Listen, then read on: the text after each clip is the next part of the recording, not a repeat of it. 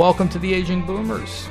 I'm your host, Frank Sampson. Of course, as many of you know, on our show, we discuss so many of the issues facing boomers, their parents, and of course, an aging population, which I'm right part of. So I want to remind everybody that today's show is sponsored by Senior Care Authority, a senior placement and elder care consulting organization that has a national network of professionally trained and experienced local advisors to assist families. They'll work with you in determining the right path for you or your loved one, and they'll be happy to discuss various long-term care options, whether it's in-home care, assisted living, memory care, or even nursing. Or if you just need an advocate just to get advice from a Senior Care Authority advisor for your loved one in your area, you can certainly call for a free 30-minute consultation with an advisor and by contacting Senior Care Authority at 888-809-1231, or you could go directly to their website at www.seniorcareauthority.com. And I always thank everybody, and I want to thank everybody again. Our listeners continue to grow each and every day, leaps and bounds, and I could thank all of you for that. So many of you are sharing information with others and kind of more organic growth, but certainly many of you go on to iTunes, iHeartRadio, Spreaker, Stitcher. I would say our greatest growth is coming just from the free app that we have right on your iPhone or Android phone. You could download the Aging Boomers app, or again, you get it on iTunes, iHeartRadio as well. So thank you so much for your support. And I think our listeners are growing because they're learning. We got some great people on our show, and we have another one today. We have with us Rob Novick, who's a licensed clinical social worker with over 20 years of experience working with adults and seniors, specifically in the mental health industry, and he's based in Dallas, Texas. Rob started Full Circle Advisors, which is dedicated to assisting individuals and families with mental illness, as well as planning and preparing for the care of aging loved ones. So, Rob, I want to thank you so much for joining us on the Aging Boomers. Well, I appreciate you having me on. Thank you. Yeah, so, you know, your service that you provide, Full Circle Advisors, is a type of a service that's expanding, throughout the country. It's right. much needed, and thank you for all you do. Give our audience, give our listeners kind of an overview of kind of your areas of expertise and what Full Circle Advisors does. Sure.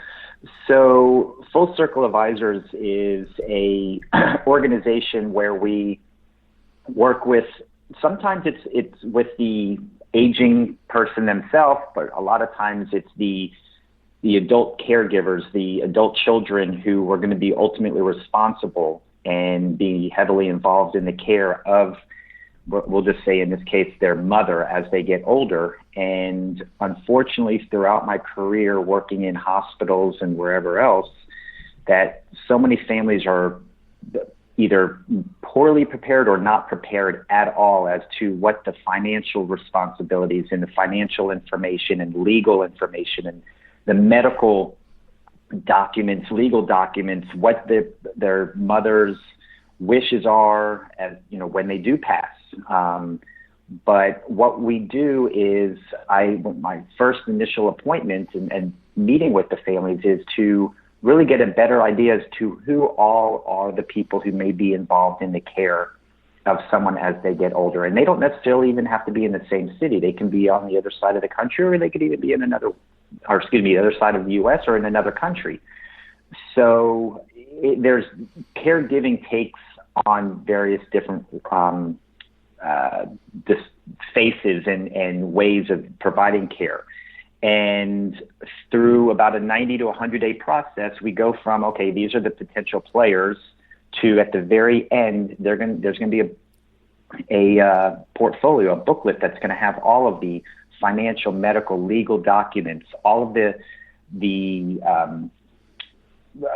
wishes, and ultimately the responsibility list of who's going to do what when something happens. And it's how to discuss these difficult conversations with their parents, because no one really wants to talk about someone getting older, but it is vitally important. Like I said, working in hospitals, families, when I would talk to them and say, hey, your mother has dementia and she really cannot be by herself when she leaves the hospital. We need to find some place where there can be some supervision. The families, the adult children, have no idea, well, what am I supposed to do? She should be fine. She was fine before she came here. And during that whole process, it's the matter of finding if they have long-term care insurance, having all of this information prior to the need arising. I equate it to auto insurance, that you can't buy insurance the day after you have a car accident. Right. You really need to have that in place beforehand. So if the time comes, and it's not necessarily a matter of if, but it's when, you're going to need to step up. Yeah, I think, a lot of people, tell me if you agree. I mean, well, I know one thing you'll agree with. I mean, there is 100% chance that we're all going to die. All right. Correct. So, I mean, that is correct. Since there's 100% chance, and many times those conversations do happen, okay? Now, there isn't 100% chance, though it's a pretty good chance if you live to a certain age that you're going to need some sort of long-term care. And I think that in my experience that those conversations, sometimes the conversations about death occur, but the conversations about, what if, hey, mom or dad, what if you do need care? All right. And what are your wishes then, and, I think those are the ones, wouldn't you agree, that are probably even more difficult, and people don't talk about it until something happens? Yes, it is. And a lot of times it is the family members who will identify, or the healthcare provider, that help needs to be addressed now, and it's not the person who's going to need the help that they may not be aware of their limitations until the limitations are greater than they thought. So it's a matter of having those conversations soon, so that way, like you said, that their caregiving needs can be taken care of prior to. And a lot of times it's the families aren't quite sure what to be looking for. Right. I've had plenty of experiences where, like I said, they thought that everything was okay until they realized that they came into the hospital and things were not okay. And, with people living all throughout the country, not even close to family, their adult children, these conversations that happen over the phone of how are you doing? And you get the go-to, everything is great. Well, things may not necessarily be great, but the person is able to kind of either mask things, or in their mind, things are going just fine, but they're also not telling people that they haven't, emptied their mailbox in several days, and bills are getting left behind. And so one of the things that I really like to do is to make sure that families are aware of the indicators as to when care needs to be addressed, or when things need to start taking place. At what point should the conversation go from just what are your wishes to, we need to do something now. Mm-hmm. So what are some of those, let's say, indicators, all right, that Sure. whether it be to an adult child or maybe even a spouse Right. or other family member that's saying, hey, something's not right here. Maybe we need to, talk about this. What are some of those areas? You mentioned one. Hey, bills aren't getting paid. What are some of the others? Right. So some of them are your what we would call cognitive functioning, which is how well is a person thinking, and that pertains to their memory, their ability to stay focused, and their attention. Excuse me. Other ones are their behavioral functioning, which some people can look at as their IADLs, which is your instrumental activities of daily living, And that's just how active they are. Are they able to do certain things that they, used to be able to do? Or are they having difficulties with that? What's their emotional state? Are they seeming more depressed? Is there irritability or anxiety? And then I know in past podcasts that you've had that there's been people talking about ADLs, which is your activities of daily living, is just how well are they able to keep their house? Like I was saying, paying bills, or just getting dressed, feeding themselves. And then how social is the person? Is the person still getting out and interacting with their neighbors or their friends or getting out to dinner? How active are they? So there's various different things that people can look at and and shouldn't necessarily take at face value just by a conversation over the phone or just a quick visit here and there. I mean, it's very important. A lot of times I can get really busy right around the end of like February after family members have visited their parents right. over the holidays, because they just saw, wow, things are not going as well as we thought they were. Exactly. So that it's laying eyes on things that really make a difference. Yeah, we see that all too often. It's like even after a 3-day weekend or something, after every holiday, it seems like the phone starts ringing. So, because I think, families, years ago, many families lived around the block from one another. I mean, our world has changed, and you have families spread out all over the country, all over the world. All right. So you're right. When they come to visit mom or dad, they go, "Whoa, I didn't realize." So, Right.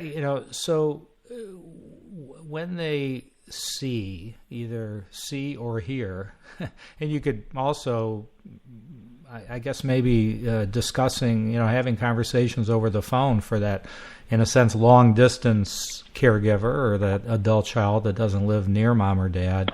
What are the kind of things maybe to notice when you're just having a conversation on the phone? Some of them are just are they repetitive answers? Like, how are you doing? I'm fine. What have you been doing? Oh, I've just been going out and having breakfast with my neighbor. But if it seems to be the same canned response, it's really important to dig a little bit, probe a little bit more. And some of those conversations, you could even test some of their memory. So, if you have your conversation with, let's say, your mom, what are your plans this weekend? Oh, I'm going out with my neighbor. We're going to go have lunch, or we're going to go bowling or whatever it is. And then when you have that, you follow up with them later in the weekend or early next week. So what did you end up doing this weekend? Well, I didn't do anything. Well, did you end up seeing your neighbor? No. I didn't realize that did she call you? So you need to probe a little bit more as to what their answer is, to get a better idea. Are they isolating? Are they forgetting some of the stuff? Because maybe she really did go out with her friends, but now she doesn't remember what she did. So, and then, trying to get an idea of how are they feeling? And if you notice that they're having a lot of complaints, my back is hurting me a lot more, or I'm not able to get out or around as much as I used to, obviously that can be an indicator that there's something seriously going on that needs to be addressed physically. Assessing their mood by the conversation is, if you're having a conversation with them and they have a reaction that you wouldn't necessarily expect them to have. If they laugh at something that probably really isn't funny, do they get upset about something that isn't, or you would not expect it to be funny or upsetting? Do they seem to become more agitated or irritated by things that just by personality, they wouldn't be that short-tempered? Are you noticing if the person is still working or volunteering, are they still able to get to their workplace, or even have you gotten phone calls from their employment of, hey, is everything okay with your mom? Because, she's missed twice in the last 2 weeks. Right. So it's just kind of gathering all of the information from different sources if need be. Yeah, and like you mentioned, maybe repetitive questions, where the parent may say, how's, so-and-so, maybe let's say the grandson, they're asking, how's so-and-so, and great, and then maybe 30 seconds later, they ask again, how is that person? Right, right. Another that I hear of quite often, I'm sure you do as well, where they call and the mother or father says, hey, son, I haven't heard from you in a while. Exactly. I spoke to you yesterday. We just talked a couple of days ago. Right. Right. So those types of things. So, yeah, so I think that the adult children sometimes, they have to kind of have their antennas up and watching for that thing. So now let's go to that next step of they do notice things. Okay. Right. Now it's the approach. How do you have that conversation? Because I would say if a loved one maybe does have an early stage of dementia or some sort of cognitive impairment, they're usually, if you'd agree with me, aren't going to admit it, okay? Right. And are going to try to avoid any conversations regarding it. It's just natural because people want to have their independence. They don't want to think there's anything really wrong with them. So sometimes there could be conflict amongst families because of the approach. You have a child telling a parent what to do, kind of that role reversal. And sometimes, so let's talk to us about that a little bit, about just kind of maybe the right or even wrong approaches to be taking with a parent when you want to have conversations, whether it's, maybe they do need a caregiver at home. Maybe they should consider some sort of assisted living, whatever the case may be. Maybe they do need some help getting their bills paid, things like that. Talk to us about that. Yeah, yes, that is a very difficult, touchy subject that can be very uncomfortable on both sides, from the adult child to the parent. And there takes a lot of, if you want to call it game planning, to make this happen. So one of the things that I do is try to gauge sometimes who has the best relationship at that time with the parents. If you've got multiple children, maybe the son seems to be getting along, or either at that time or has just had a better relationship with mom. So really gauging who might be the best person to have that conversation.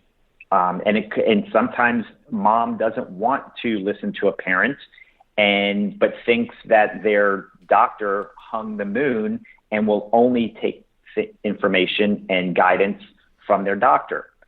So it's first off figuring out who the best person is to have that conversation. And sometimes there isn't a best person. It's the person, the mom is not going to want to listen to anybody.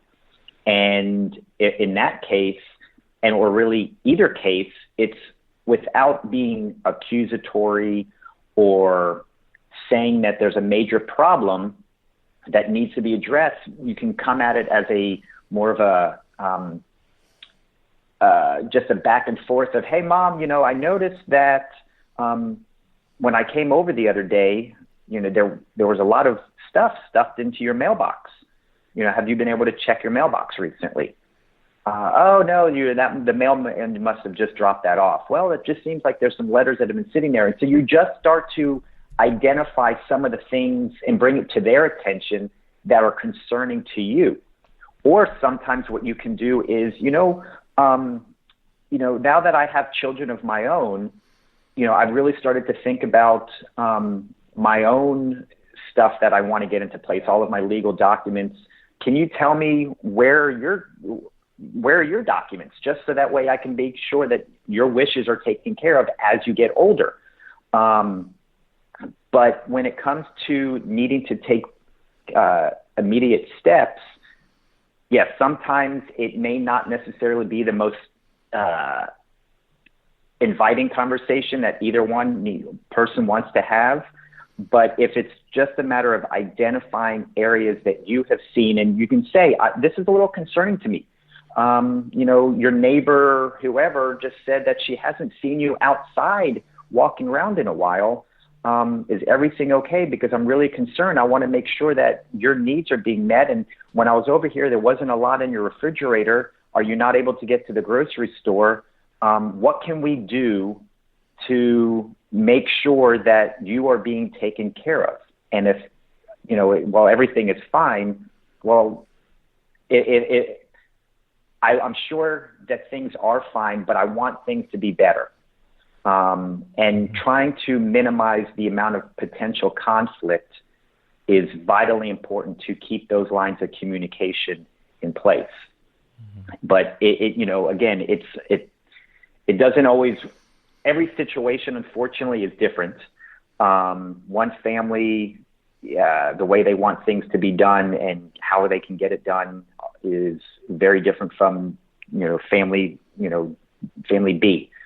So it's just a matter of trying to keep those lines of communication, and ideally, you have these conversations prior to any need being needed, or any care being needed.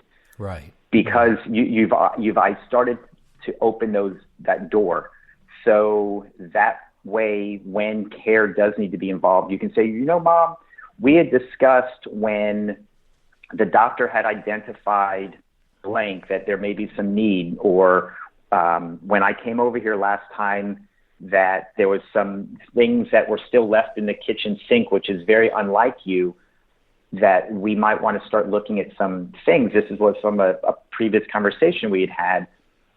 That will help ideally prevent there being too much conflict when care needs to be brought in when the person doesn't think that they need it. Right.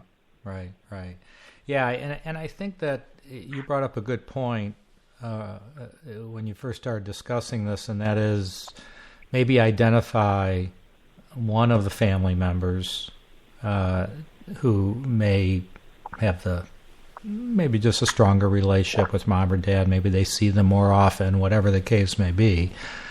Because I think if you gang up, hey, right, we want to have a family meeting, and everybody's there, and it's a big adjustment for a parent to be told what to do by their children. So, right. I'm sure you'd agree that you want to, make them part of the process or part of the decision right. making. And I don't know about you, but I have found that if all else fails, crying helps. I'm talking from the adult children. Do right. this. No, I get you. Do this. Will you do this for me? I know. Right. I'm up at night. I can't sleep because I worry about you. I can't even work. I'm not even able to work. Will you just try this for me? And right. Sometimes that when all else fails. I don't know right. if you agree with that, but no, I've never personally taken that approach, but or advised that. But you know what? It could work, and again, sometimes you have to be creative, right? And that's one of those creative solutions. Yeah. So it's but no, it's kind of to your point, and what I was saying before is, it's never too early to start the conversation. Unfortunately, our society is very reactive and not proactive. Right. And when I'm talking to families or just people in general about the importance of preparing for this, well, my parents are, are healthy and they're working and everything, they don't really need this. Well, again, you're right. They probably don't need it at this exact moment, but you never know. You know, I'll give you a perfect example of this. Where I was working someplace, and a coworker came to me and said, "Hey, you know, I really would like to go through your planning process with my two sisters for my my aging parents. Mom, I think, was in her late 60s, early 70s with early onset, and Dad, who was in his early 80s, was actually the primary caregiver, and but he was doing a great job." She and I, the coworker and I, had this conversation on a Friday, and I said, "Let's get together. We'll get together next week." And so the next, I guess it was Monday, Tuesday, when I saw her again, she came to me and she said that her father actually ended up having a stroke that night that Wow. she and I talked. Wow. And now he was needing 24, obviously he was in the hospital, but ultimately was going to need 24-hour care himself. So just because you think everything is fine now, it doesn't mean that something can't change, unfortunately, at the drop of a hat. Right. And having these difficult conversations as early on as possible, I cannot stress how important and beneficial and helpful that will be, both by saving you time, money, heartache, and ultimately could preserve a lot of family relationships, because there's the infighting of, well, Mom wouldn't have wanted us to do this. Kind of, I refer back to the Terry Schiavo case, if you remember, from 15, 20 years ago, right. Where the husband and the father of this 30-something or 20-something year old was in a coma for, I think, 14 years or something like that. Yeah. Because they didn't have that conversation, and the family, the ones who loved her the most, were not in agreement on what she wanted. Right. Who would have thought that a 20-something-year-old would go into a coma for 14 years? No one would have thought that. Yeah, that's so you have another those conversation. I tell families, 18 years or older, have a power of attorney. Absolutely, exactly. Well, this has just been enlightening. You're a wealth of knowledge. Unfortunately, we're kind of out of time, but I wanted to at least have you again let everybody know how they could reach you, your contact information. So go ahead and share that with our listeners. Sure. Thank you. So again, my name is Rob Novick, and I'm in Dallas, Texas, and I have an office in Plano, Texas. My website is www.fullcircleadvisors, and that's FULLCIRCLE. A, D as in dog, V as in Victor, I, S as in Sam, ORS.net. Or you can reach me by phone at 214-586-0066, or email at rob@fullcircleadvisors.net. Great. Well, Rob, thank you again for joining us, and it's wonderful. Absolutely. Thank you. Wonderful work that you do. So thanks so much. Rob Novick with Full Circle Advisors. You could get him at fullcircleadvisors.net. So Rob, thank you. Yep, and thank you to everybody for joining us on the Aging Boomers. Just be safe out there, and we'll talk to you all soon.